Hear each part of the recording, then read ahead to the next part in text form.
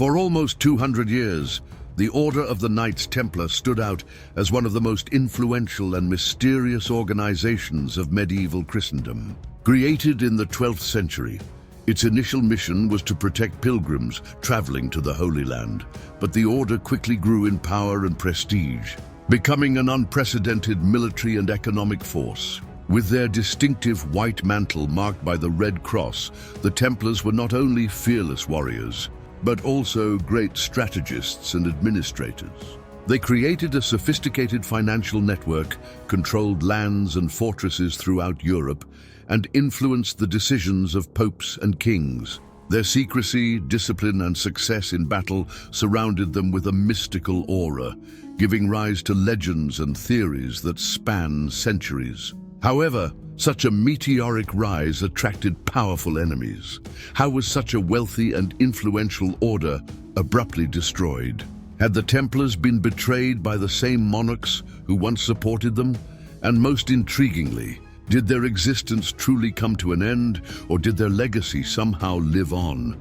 In Portugal, a king found a way to ensure that part of this knowledge and structure was not lost. Stay with us to discover how the history of the Templars unfolded and how their influence echoes to this day. The beginning of the 14th century was marked by profound transformations in Europe, both political and economic. The Crusades had lost momentum, and the Christian presence in the Holy Land was disintegrating, culminating in the loss of the city called Acre, the last great fortified city of the Crusaders. Without a centralized battlefield and their primary mission of protecting pilgrims, the existence of the Templars came into question. At the same time, the order had become a financial powerhouse, with vast properties spread throughout Europe. The Templars were not only warriors, but also bankers, managing fortunes and granting loans to monarchs, including the indebted King Philip IV of France. This economic power generated envy and fear, especially among those who saw the order as a state within a state. Pope Clement V, pressured by Philip IV, faced a dilemma. Papal authority was weakened, and the French king sought to control the Templars or destroy them to seize their wealth. Thus, a smear campaign was launched, spreading accusations of heresy, idolatry, and secret practices. Meanwhile, Portugal was ruled by King Dinis, a shrewd and diplomatic ruler. Unlike his neighbors, he saw in the Templars a strategic opportunity to strengthen the kingdom. Noting the developments in Europe, King Dinis began to devise a plan to ensure the order's survival under a new identity. The fall of the Templars began with one of the most infamous episodes of the Middle Ages. On Friday, the 13th of October, 1307, by order of King Philip of France, hundreds of Templars were simultaneously arrested throughout French territory. Accusations of heresy, sodomy, idolatry, and conspiracy against the Church were used as justification for this persecution. The real objective, however, was the control of the order's immense wealth and the elimination of an order that had become too powerful for the monarch's interests. The mass arrest marked the beginning of a brutal process. Under torture, many knights confessed to crimes they likely did not commit. The Inquisition's interrogation practices were cruel, and the confessions extracted under these conditions served as the basis for the order's final condemnation. Pope Clement, pressured by Philip, convened the Council of Vienne, where through the papal bull Vox in Excelso, he officially decreed the dissolution of the Order of the Templars. The order's assets were confiscated and, for the most part, transferred to the Order of the Hospitallers. Though a significant portion was absorbed by the French crown, the execution of Grand Master Jacques de Molay in 1314 was the final public act of this tragedy. Condemned to the stake, he is said to have cast a curse upon the king and the pope, both of whom died shortly afterward. This curse contributed to the persistence of the Templar myth to this day. Although the order was officially disbanded, its spirit and knowledge did not entirely disappear. In some regions, surviving Templars found refuge, And in Portugal, King Dinis devised an innovative solution to keep the order's legacy alive. King Dinis, recognizing the order's value for the stability and expansion of the kingdom, instead of simply following the papal decree to dissolve the Templars, sought an alternative that would preserve their knowledge, military expertise, and administrative structure. King Dinis negotiated with the Holy See to create a new order that would replace the Templars without directly challenging the Pope's authority. In 1319, Pope John XXII approved the founding of the Order of Christ, a military and religious organization that would inherit much of the Templars' assets and absorb their members.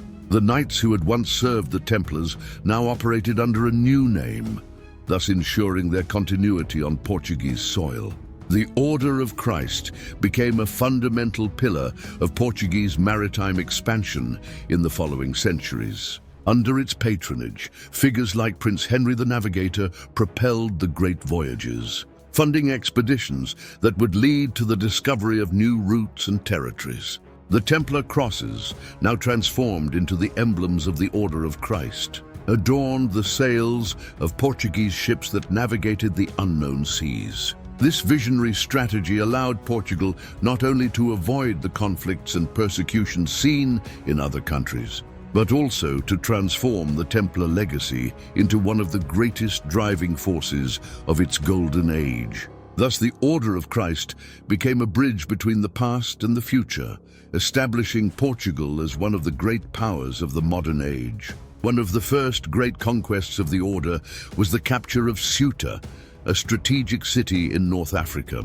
This victory marked the beginning of Portuguese overseas expansion, providing a base for future incursions into the Atlantic and along the African coast.